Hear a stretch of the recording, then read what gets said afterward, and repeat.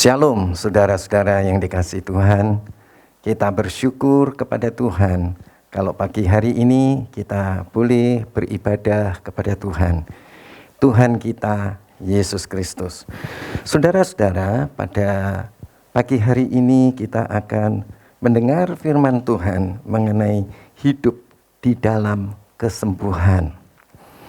Saudara-saudara, kemarin kita pada sore hari telah menyelesaikan sampai poin ke-7. Sedangkan poin ke-8 dan sampai dengan poin yang ke-11 kita belum bahas. Tetapi saudara-saudara, kita akan bicarakan dahulu mengenai pokok bagaimana supaya kita bisa hidup di dalam kesembuhan, ya. Hidup di dalam kesembuhan. Hidup di dalam kesembuhan, supaya kita hidup di dalam kesembuhan. Saudara, supaya kita tidak sakit-sakitan.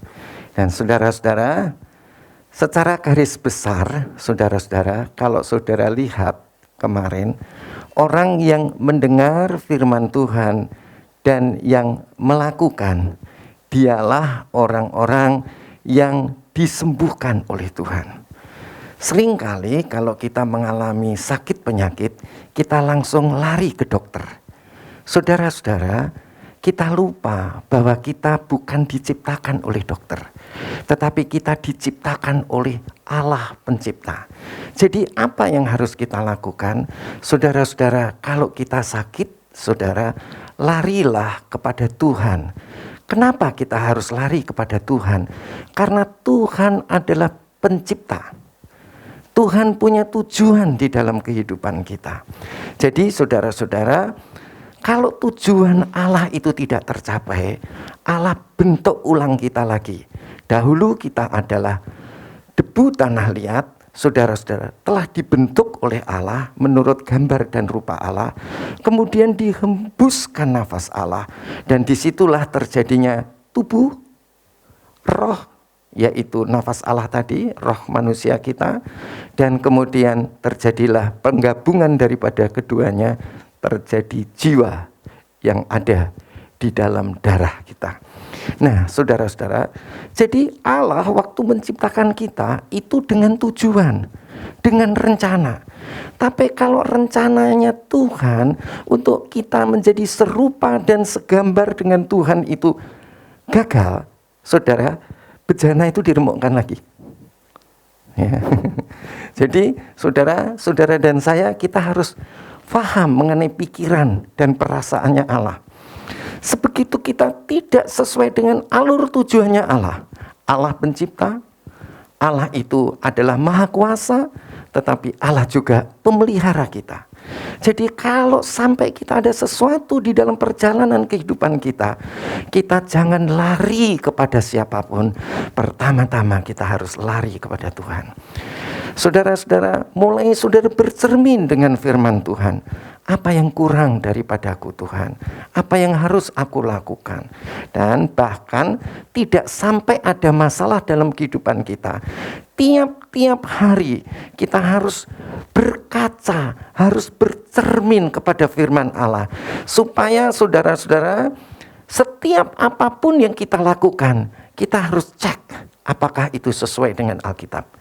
Minimal kalau saudara tidak paham Alkitab secara menyeluruh, saudara-saudara, saudara punya hati nurani. Di dalam hati nurani saudara yang sudah dibaharui, saudara-saudara, saudara bisa tahu apa yang saudara lakukan itu betul atau salah. Kalau salah, saudara-saudara, coba cek di dalam Alkitab. Ya, saudara pasti bisa cek. Saudara, misalnya, saudara mau membalas kejahatan dengan kejahatan. Saudara bisa lihat, saudara membalas kejahatan di mana saudara? Di HP saudara bisa lihat, di search, ya, nanti akan kelihatan, ya. Atau di dalam Alkitab saudara itu ada, ya, saudara-saudara yang menuntun itu.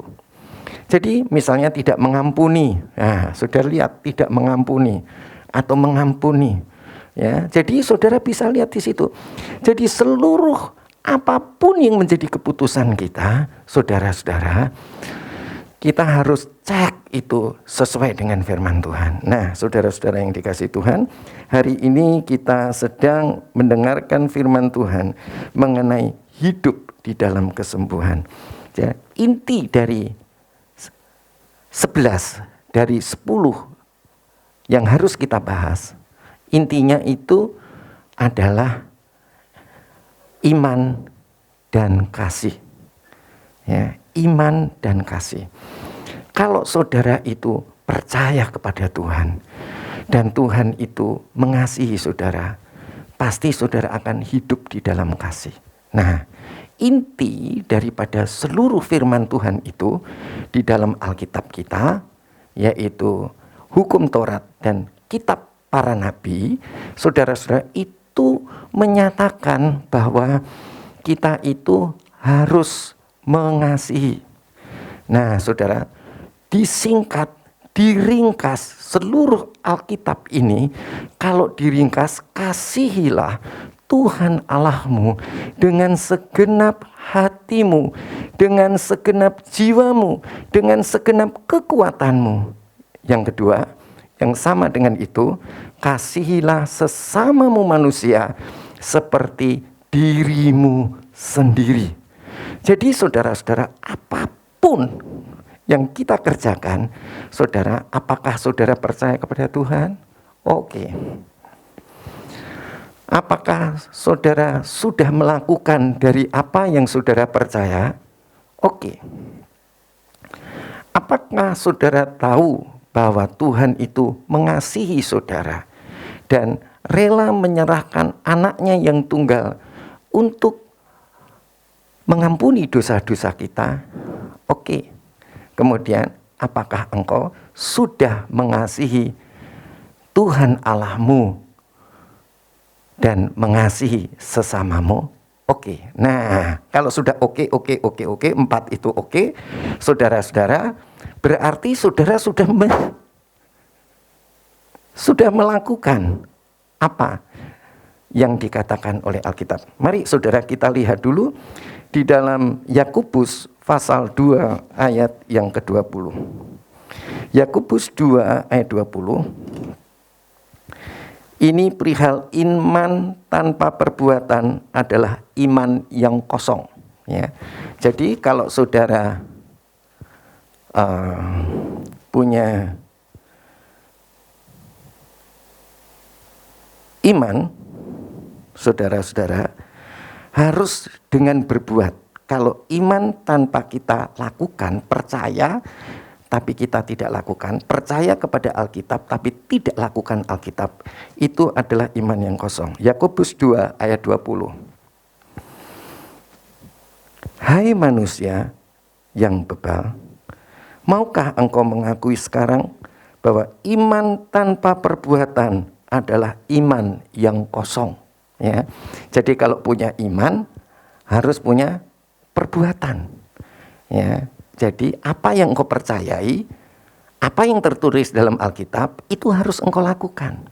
Kalau saudara percaya tapi tidak lakukan, itu imanmu kosong melompong. Ya, itu yang perlu diperhatikan yang pertama.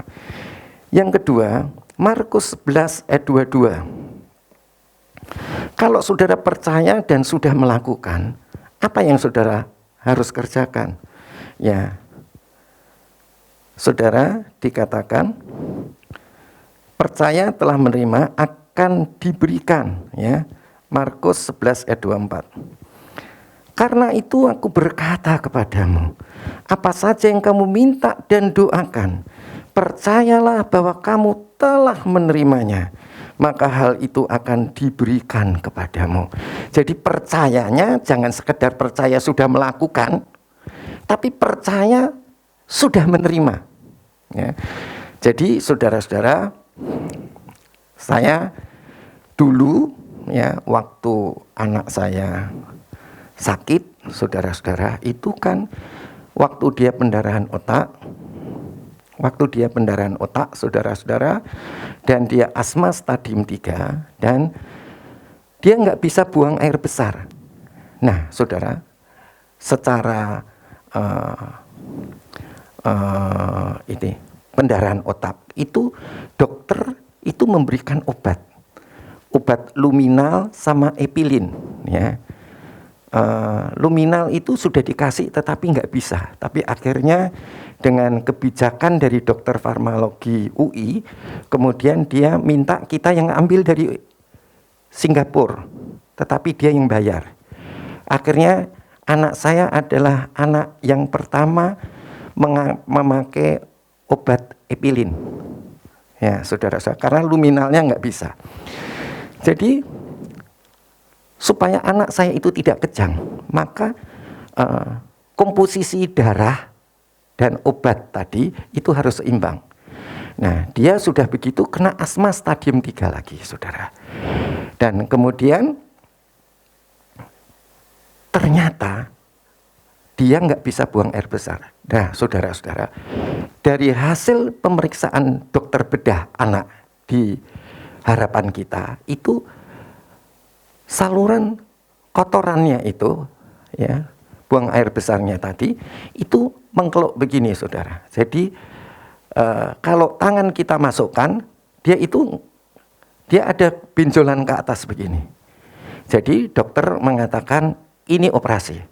Tapi dokter Laswardi, yaitu dokter saraf waktu itu yang menangani pendarahan otak itu, dia mengatakan begini, jangan dioperasi. Kenapa? Dia sekarang kan sudah nggak kejang karena obat dalam darah itu seimbang.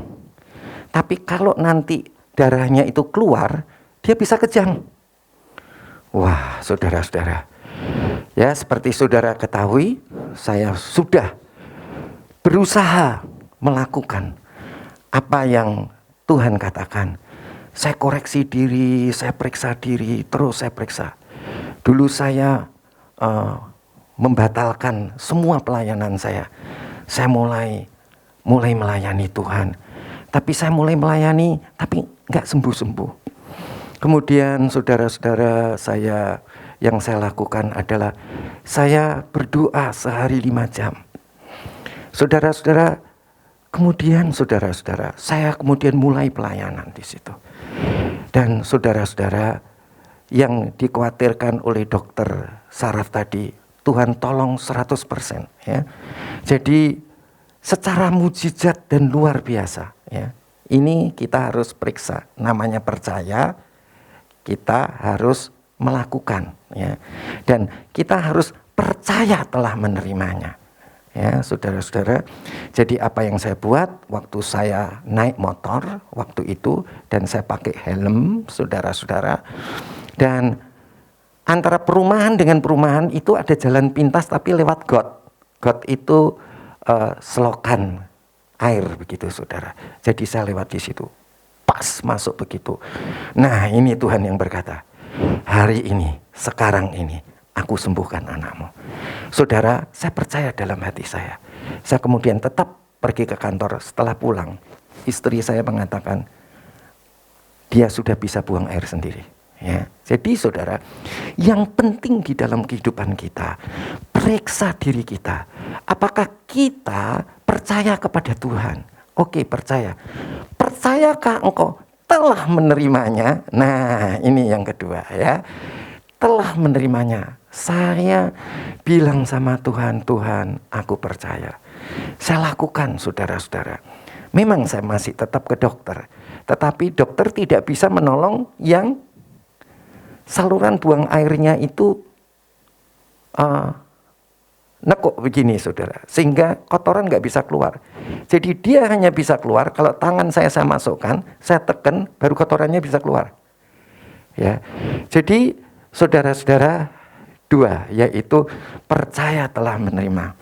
Nah, memang asmanya tidak langsung sembuh dan pendarahan otaknya tidak langsung sembuh. Tapi saudara-saudara, karena kita dulu dokter bilang kalau anakmu ini nggak mati karena pendarahan otak, akan cacat seumur hidup. Tapi puji Tuhan, saudara-saudara, saya tetap percaya. Saya nggak tahu kapan itu obatnya diberhentikan, saudara-saudara.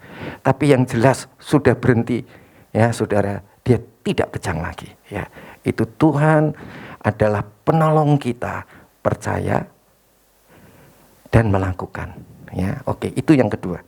Yang ketiga, saudara-saudara, saudara bisa lihat adalah kalau kita percaya dan melakukan, apa artinya, apa gunanya kita percaya dan melakukan?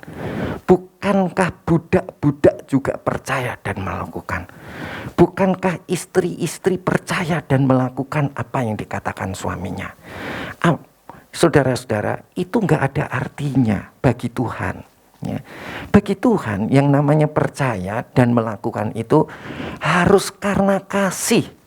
Ya, karena cinta, ya, saya dipaksa Tuhan untuk berdoa sehari 5 jam.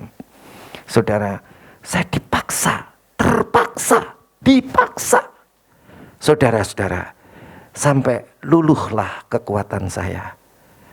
Dan saya katakan, Tuhan, aku tahu Engkau mengasihiku. Engkau telah mati di atas kayu salib untukku. Engkau mengampuni dosaku, ya saudara. Jadi apapun yang kita percayai kemudian kita lakukan, enggak ada artinya kalau kita tidak mengasihi Tuhan. Jadi bak seorang pembantu yang melakukan pelayanan terhadap majikannya, enggak ada artinya. Apa bedanya pembantu dan istri? Lah itu yang mesti dibedakan. Apa yang dikatakan, apa bedanya kalau budak atau zaman sekarang pembantu, atau zaman sekarang lebih keren lagi asisten rumah tangga, saudara-saudara. Itu saudara-saudara, itu dia melakukan tanpa kasih. Tapi kita beda, anak terhadap orang tua melakukannya dengan kasih. Percaya, melakukan, dan melakukannya karena kasih. Ya, karena kasih. Karena kita tahu Tuhan mengasihi saya dan saya harus mengasihi Tuhan dan mengasihi sesama. Itu bedanya, saudara-saudara. Jadi Tuhan mau hubungan kita dengan Tuhan itu adalah hubungan bapak dengan anak. Hubungan pencipta dan yang diciptakan menurut gambar dan rupanya Dia. Jadi adalah bapak dan anak, hubungan kasih. Tuhan tidak pengen kita hanya percaya aja. Buat apa kita percaya sama Tuhan kalau tanpa kasih? Buat apa kita menikah tapi kalau menikah tanpa kasih? Ya, itu seumpama demikian. Mari kita akan lihat firman Tuhan di dalam Matius 22. Maaf saudara, Yohanes 3 ayat 16. Yohanes 3 ayat 16. Kasih Allah kepada dunia mengaruniakan anaknya yang tunggal supaya kita beroleh hidup yang kekal bila percaya kepadanya. Ya, saya akan baca saudara-saudara ayat yang ke pasal 3 ayat 16. Karena begitu besar kasih Allah akan dunia ini, sehingga Ia telah mengaruniakan anaknya yang tunggal, supaya setiap orang yang percaya kepadanya tidak binasa, melainkan beroleh hidup yang kekal. Karena begitu besar kasih Allah akan dunia. Dunia itu artinya kita semua, baik orang yang percaya ataupun tidak percaya.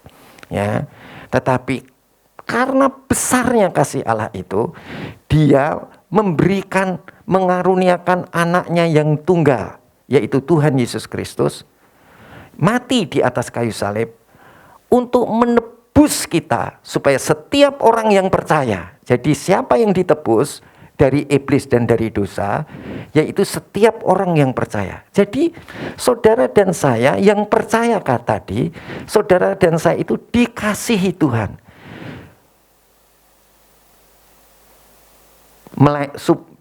Melainkan beroleh hidup yang kekal. Tidak binasa, melainkan beroleh hidup yang kekal. Jadi kita mau Tuhan itu, kalau kita yang percaya dan yang dikasihi, beroleh hidup yang kekal. Ya saudara, tapi kalau saudara tidak percaya, saudara akan binasa.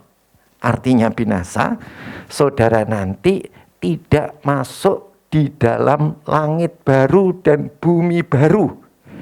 Saudara akan dimasukkan ke dalam neraka di luar kota Yerusalem baru bersama dengan iblis. Ya, jadi saudara, kasih itu penting. Kalau engkau percaya, engkau pasti mengasihi. Ya, saudara-saudara, kalau kita percaya kepada Tuhan, kita tahu kita dikasihi, sehingga kita mengasihi. Maka itu yang keempat, kita harus mengasihi Tuhan dan mengasihi sesama kita. Matius 22 ayat 37 sampai 39. Kasih kepada Allah dan sesama tergantung seluruhnya kepada hukum Taurat dan kitab para nabi. Ya, saudara, kita akan lihat judulnya, temanya adalah hukum yang terutama di dalam Alkitab kita. Dikatakan, jawab Yesus kepadanya, kasihilah Tuhan Allahmu dengan segenap hatimu dan dengan segenap jiwamu dan dengan segenap akal budimu. Apa saudara?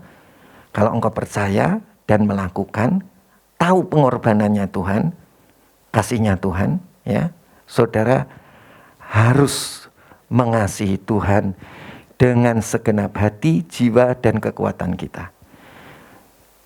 Itu yang keempat. Ya, yang pertama apa saudara? Yang pertama adalah percaya. Yang kedua, percaya itu percaya itu berbuat. Yang kedua apa saudara? Orang yang berbuat itu seolah-olah sudah menerimanya.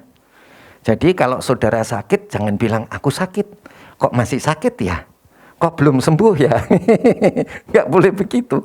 Jadi kalau saudara sudah percaya dan melakukan firman Tuhan, sakit, yang penting percaya dan melakukan. Ya, itu yang pertama, percaya dan melakukan. Yang kedua apa saudara? Yang kedua, saudara-saudara percaya dan melakukan. Yang kedua adalah telah menerimanya. Jadi waktu anak saya sakit, saya percaya seolah-olah anak saya sudah sembuh. Ya, jadi saya ke kantor, tetap ke kantor. Bahkan Tuhan bilang, anakmu sudah disembuhkan. Saya tetap ke kantor. Ya, karena saya percaya. Ya, nggak usah saya pulang saya cek, nggak perlu. Karena saya percaya. Ya, itu yang kedua. Yang ketiga, kenapa kita percaya? Ya, kita percaya karena Allah sangat mengasihi kita. Ya, bukan kita percaya karena kita orang hebat. Ya, tapi kita percaya karena Allah mengasihi kita. Dasarnya Allah mengasihi kita. Yang keempat, ya, karena kita percaya Allah mengasihi kita, ya. Dan saudara-saudara, kita harus mengasihi Tuhan dan mengasihi sesama. Mari kita lihat ayat yang ke-38. Itulah hukum yang terutama dan yang pertama. Ayat 39. Dan hukum yang kedua yang sama dengan itu ialah kasihilah sesamamu manusia seperti dirimu sendiri. Nah, ya kan? Jadi kalau saudara itu punya musibah, sakit saudara-saudara, apa yang saudara periksa? Ya, yang pertama-tama saudara mesti cek. Kalau saudara percaya sama Tuhan, saudara-saudara, apakah saudara melakukan firman Tuhan? Ya, saudara mesti cek, apakah saudara melakukan firman Tuhan? Apa yang dikatakan firman Tuhan? Nah, itu kan, cerminnya kan firman Tuhan. Apa yang kita periksa di hadapan firman Tuhan? Yang pertama adalah, apakah engkau percaya dan melakukan apa yang dikatakan firman Tuhan. Yang kedua, apakah kita, ya saudara-saudara, percaya telah menerimanya? Ya, kalau saudara itu harus percaya telah menerima. Ya, telah menerima itu bukan cuma thank you Lord, bukan begitu. Itu iya boleh, ya. Tapi betul, kita harus percaya telah menerima. Saudara, kalau saudara kepingin tahu, ya coba bayangkan punya anak pertama. Dia pendarahan otak yang terancam untuk mati kalau nggak cacat seumur hidup.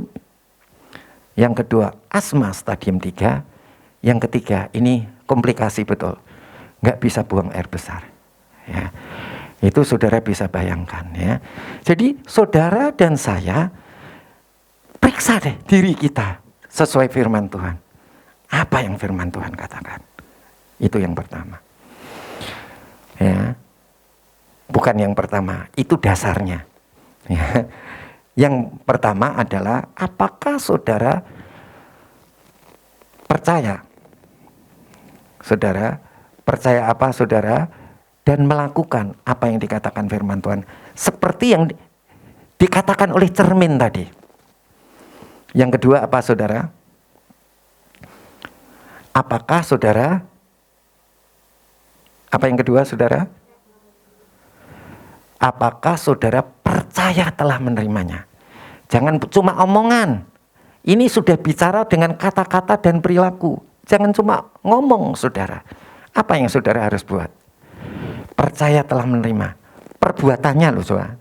Bukan hanya perkataannya. Tapi perbuatannya percaya telah menerimanya. Jadi kita harus kerja, tetap kerja. Saudara-saudara, kita pergi tetap pergi. Tapi batin kita, hati kita, ya Tuhan, aku percaya. Aku pergi, aku kerja, tapi anakku disembuhkan Tuhan. Aku percaya, ya. Itu maksudnya. Yang kedua. Yang ketiga apa saudara? Percaya dan melakukan apa saudara? Dan telah menerima apa? Yaitu Tuhan mengasihi kita. Dia rela menyerahkan anaknya yang tunggal untuk kita, untuk mengampuni kita, untuk supaya kita memperoleh hidup yang kekal. Itu yang ketiga. Yang keempat adalah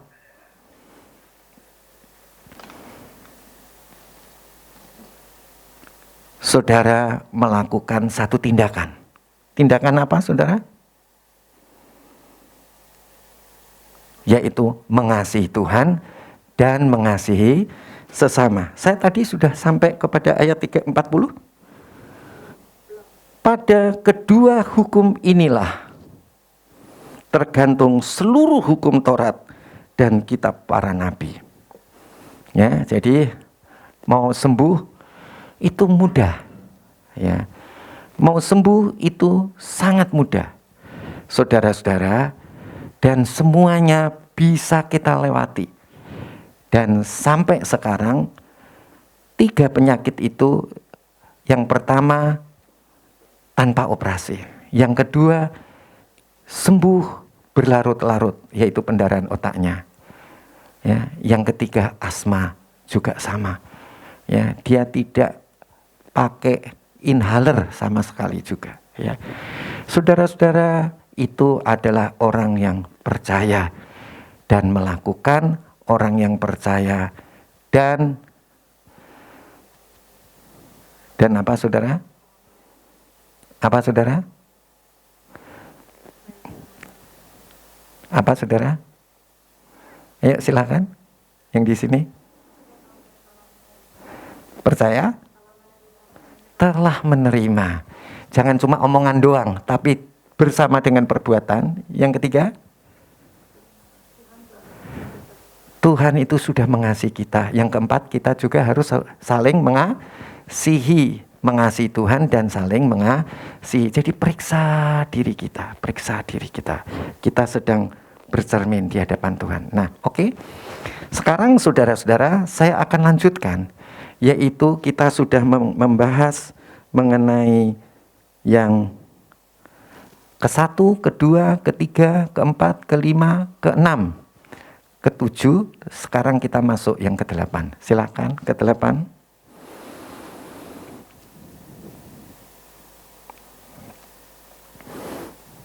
Ke-8, melenyapkan segala penyakit karena diberi kuasa.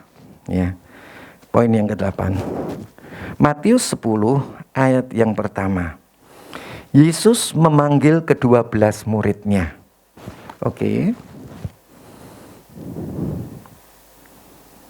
Yesus memanggil ke-12 muridnya dan memberi kuasa kepada mereka untuk mengusir roh-roh jahat dan untuk melenyapkan segala penyakit dan segala kelemahan.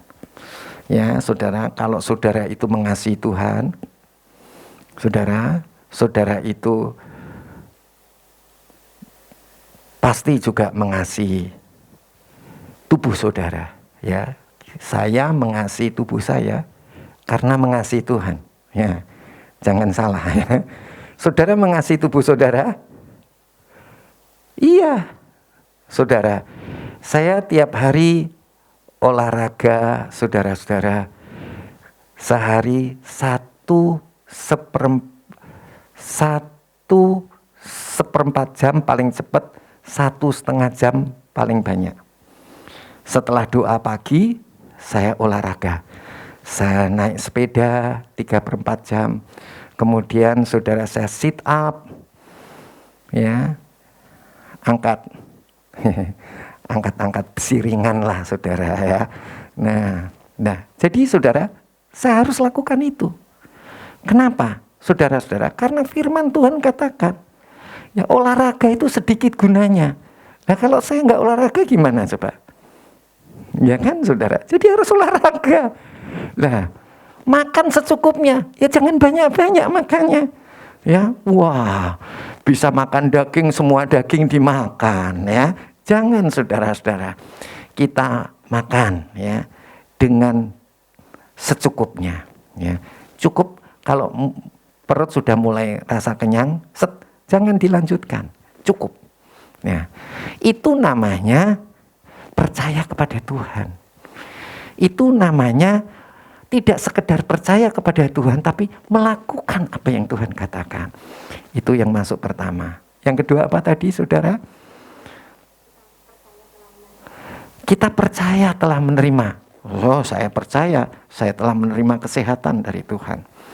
Ya, bahkan saya percaya umur saya panjang. Ya, oke. Nah, saudara-saudara. Kemudian yang ketiga apa, saudara? Ya, Tuhan itu telah mengasihi saya. Jadi mesti diperiksa. Apakah kita mengasihi Tuhan dan sesama?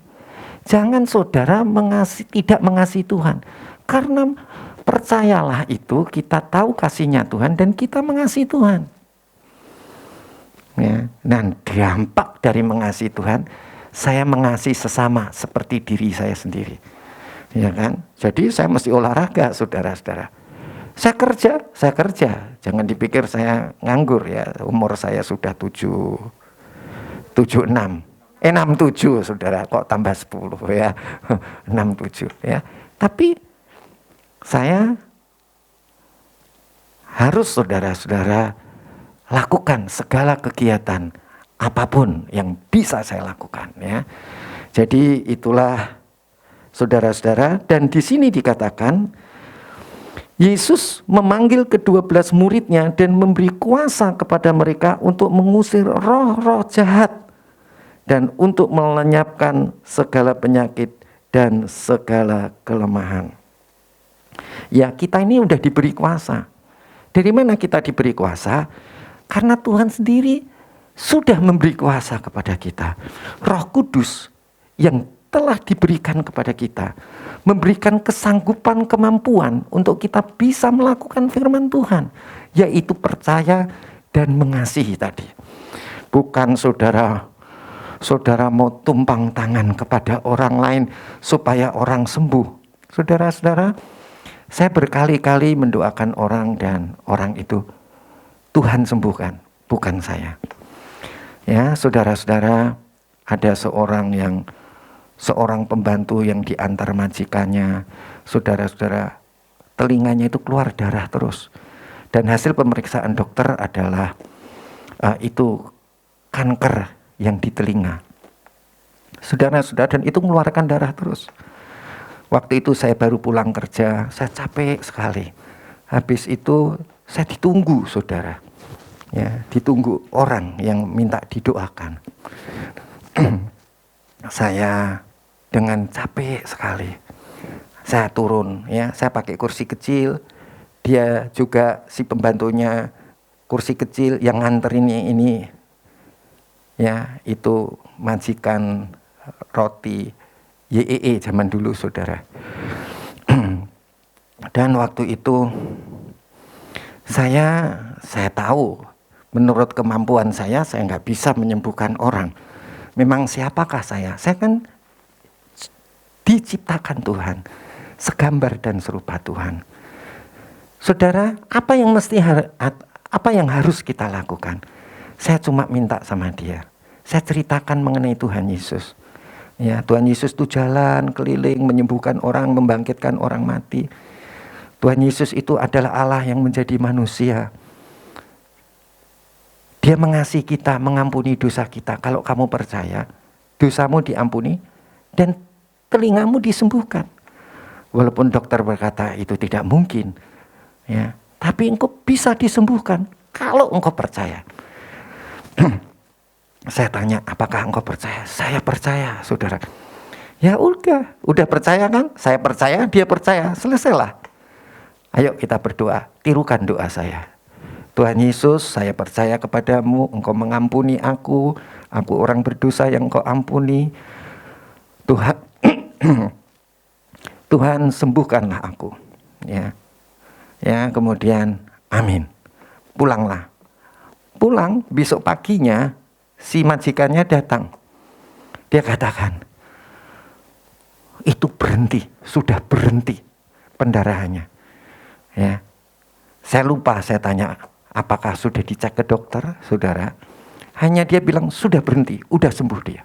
Nah, saudara-saudara, jadi kita ini diberi kuasa. Kuasa untuk apa, saudara? Kuasa percaya kepada Tuhan. Percaya bahwa Tuhan telah memberikan kepada kita. Percaya bahwa Allah mengasihi kita. Percaya bahwa kita harus saling mengasihi. Saya percaya, dia percaya. Saudara-saudara, ya selesailah sudah, ya. Jadi saudara-saudara, sepanjang ya saya melayani orang, kalau saya percaya dan dia percaya, udah selesai. Ya. Percaya dan melakukan firman Tuhan.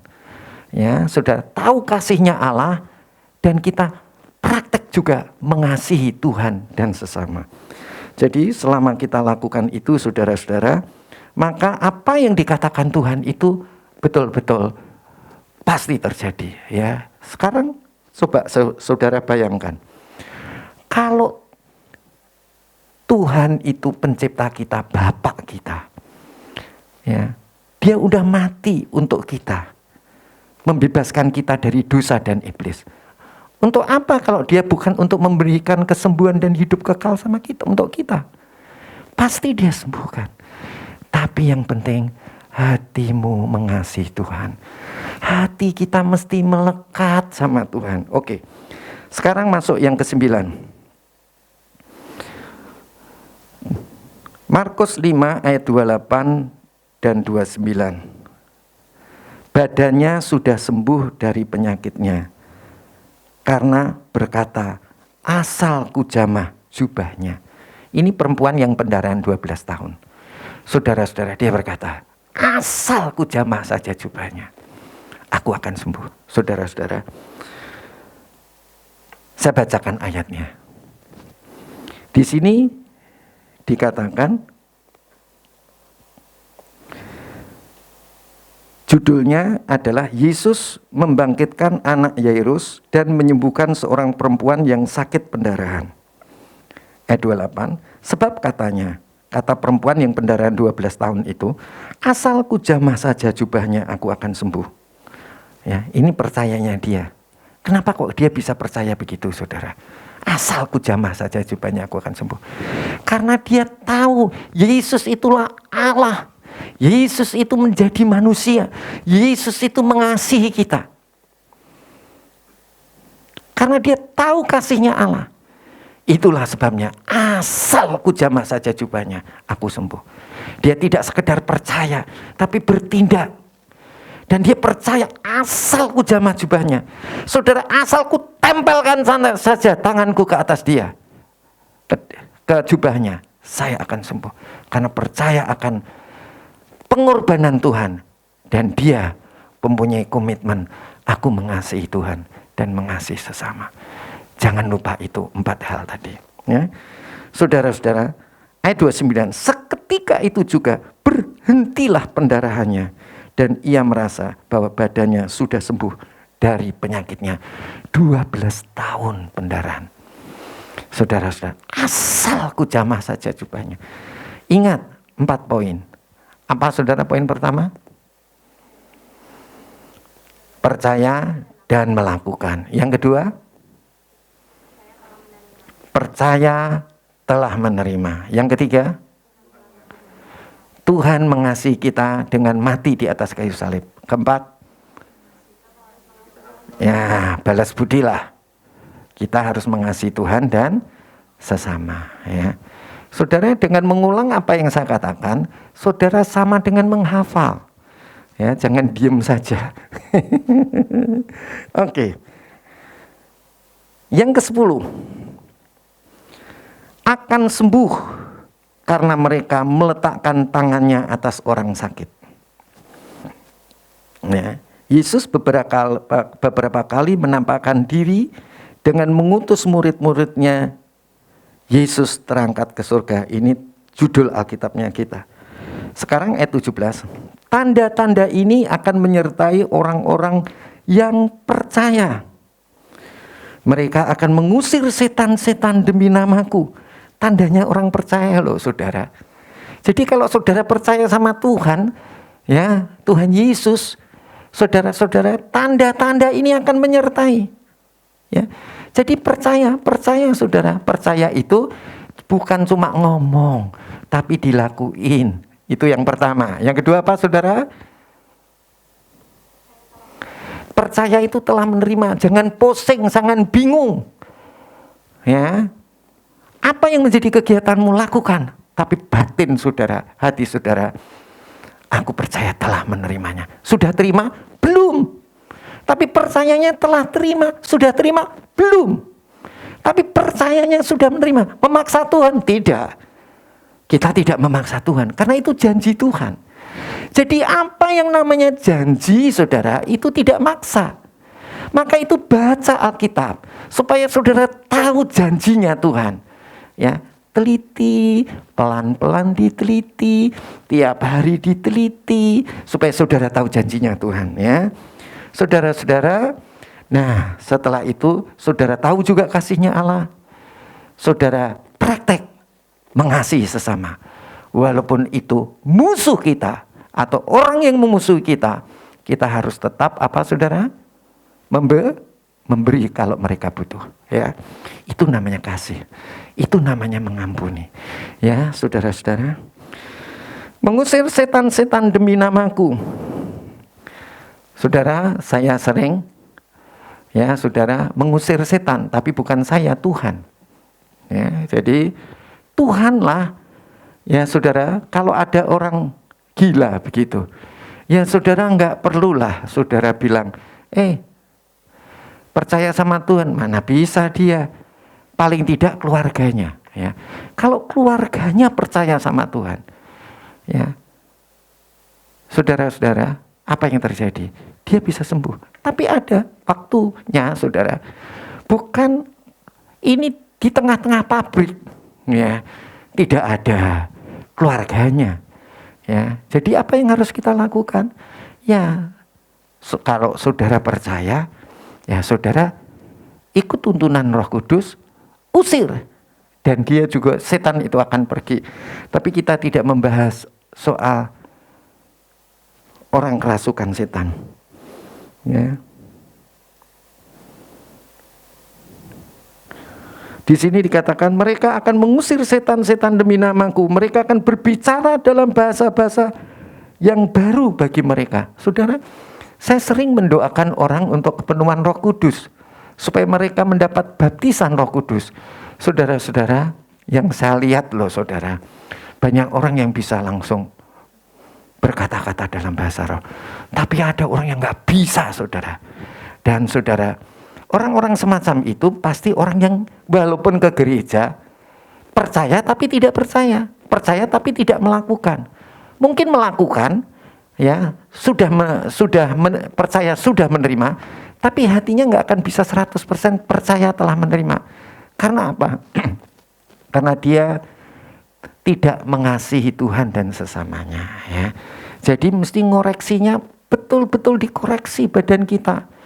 Periksa hati kita. Yang terpenting periksa hati kita. Apakah hati kita sungguh-sungguh mengasihi Tuhan? Saudara, kalau orang mengasihi Tuhan pasti percaya. Kalau orang mengasihi Tuhan pasti melakukan. Kalau orang mengasihi Tuhan, ya saudara tahu sendiri. Kalau saudara punya pasangan hidup, kalau saudara hati saudara mengasihi dia, apapun saudara kerjakan. Demikian juga kepada Tuhan. Tuhan ingin saudara-saudara kita mengasihi Tuhan, supaya saudara apapun yang Tuhan inginkan kita lakukan, yaitu supaya kita segambar dan serupa dengan Tuhan, supaya kita memberitakan kabar baik ini kepada semua orang, supaya semua orang mengasihi Tuhan dan mengasihi sesamanya seperti mengasihi dirinya sendiri. Oke. Mereka akan memegang ular dan sekalipun mereka minum racun maut, mereka tidak akan mendapat celaka. Mereka akan meletakkan tangannya atas orang sakit dan orang itu akan sembuh. Saudara, pokoknya percaya sama percaya, selesailah. Ya, nah percaya itu ditandai apa saudara? Melakukan, apalagi saudara sudah menerimanya, apalagi tahu Tuhan mengasihi kita, apalagi kita mengasihi Tuhan dan sesama. Yang terakhir, yang ke-11. Sembuh karena saling mengaku dosa dan saling mendoakan. Nah ini penting saudara. Ini penting ini. Bukti percaya, bukti mengasihi Tuhan dan sesama. Jadi kalau saudara sakit, periksa betul-betul. Masih ada enggak sakit hati? Atau masih ada enggak saudara apa ya saudara? Saudara tidak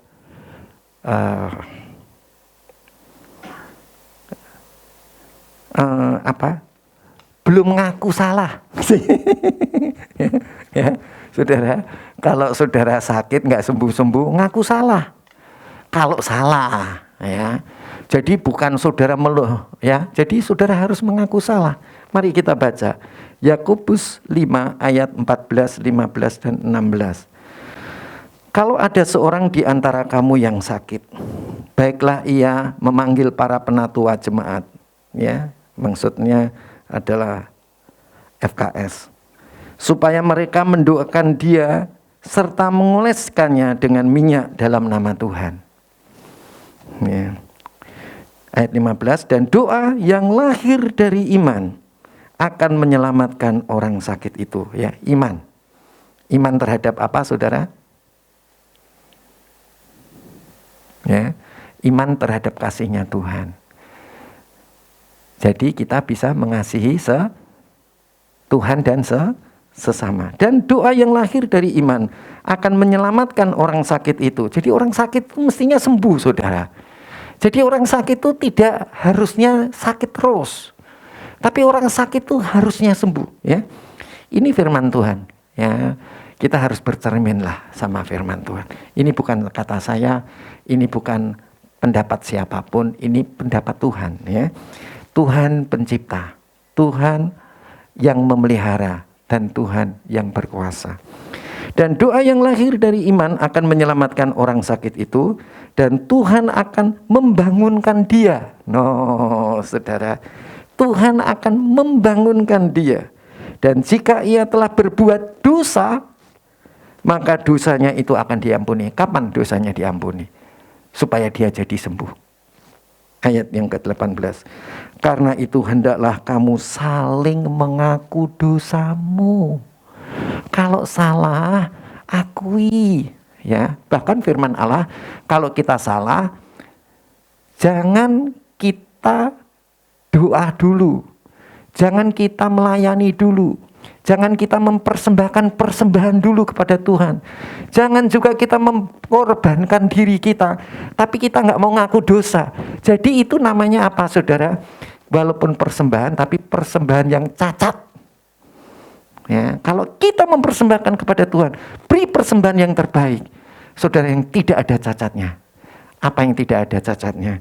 Saudara mengakui kesalahan kalau salah. Ya. Karena itu hendaklah kamu saling mengaku dosamu dan saling mendoakan. Setelah ngaku dosa, baru saling mendoakan, ya, supaya kamu sembuh. Loh, kembali lagi, supaya kamu sembuh. Doa orang yang benar. Doa orang yang benar. Bila dengan yakin doakan. Jadi benernya gimana, saudara? Benernya itu gimana sih? Benernya, ya, Allah sangat mengasihi kita. Kita mengasihi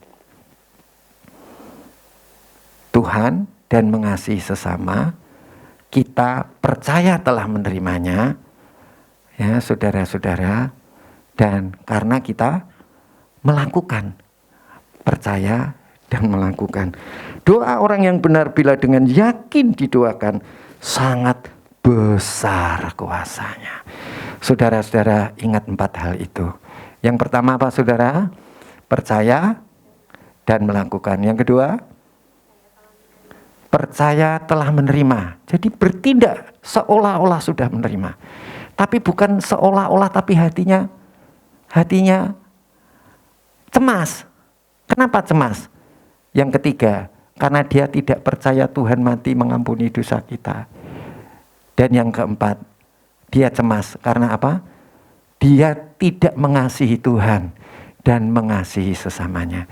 Kalau saudara dan saya mengasihi Tuhan dan sesama, saudara, engkau percaya telah menerimanya, semuanya pasti jadi. Percaya saja. Mari kita bangkit berdiri. Oh ralahasi inokurianasu. Inokuri nakanirasi narahatande. Nokuria narase. Inorokuri naralasando. Haleluya. Terima kasih Tuhan. Haleluya. Haleluya.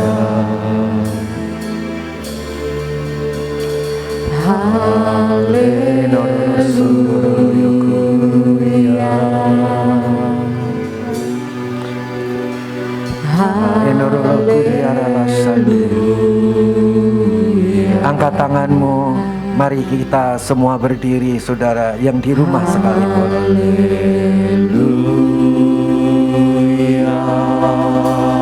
Katakan, aku tahu engkau mengasihi aku. Engkau telah mati bagiku di atas kayu salib untuk menebus dosa dan dari iblis.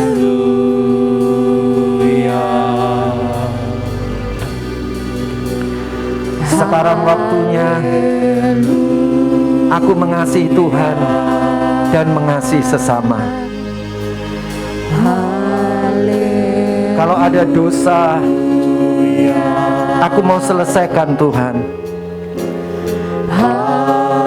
Kalau aku melukai orang lain, aku mau selesaikan Tuhan. Saudara, selesaikan dengan Tuhan sekarang. Selesaikan, saudara. Jangan menyimpan kesalahan orang.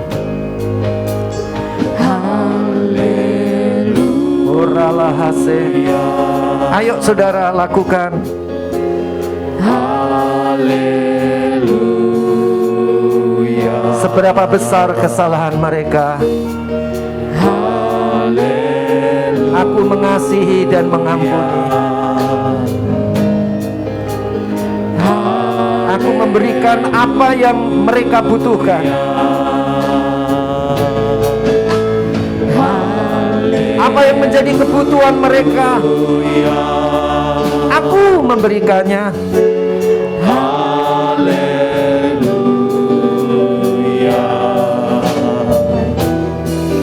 Berikan kepada mereka apa yang mereka butuhkan. Kasihi mereka dengan kasih-Mu. Kalau engkau sakit, percayalah telah menerimanya.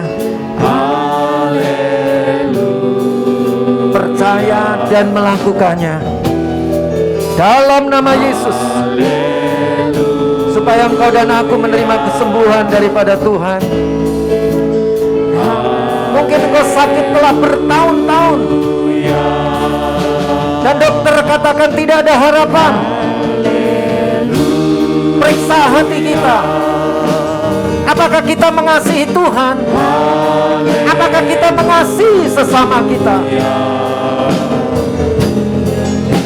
Sumber dari segala masalah adalah sikap hati kita. Tidak ada yang mustahil bagi Tuhan. Angkat tanganmu, menghadapkan ke surga. Masalah apapun, tidak ada yang sukar bagi Tuhan. Kalau engkau percaya dan melakukan, kalau engkau percaya telah menerimanya, kalau engkau tahu bahwa Tuhan mengasihimu, kasihilah Tuhan dan sesamamu. Ampunilah kesalahan mereka. Berikan kepada mereka apa yang mereka perlu. Enarahase, biarlah mujizat Allah terjadi pada pagi hari ini. Dalam nama Yesus. Dalam nama Tuhan Yesus. Aku sudah disembuhkan. Aku mengasihi Tuhan dan sesama. Mari lakukan saudara, dan Tuhan akan lakukan bagi saudara.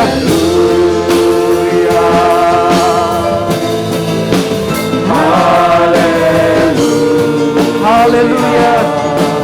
Dalam nama Yesus, terimalah. Dalam nama Yesus, terimalah. Mari saudara berubah hatimu, sikap hatimu.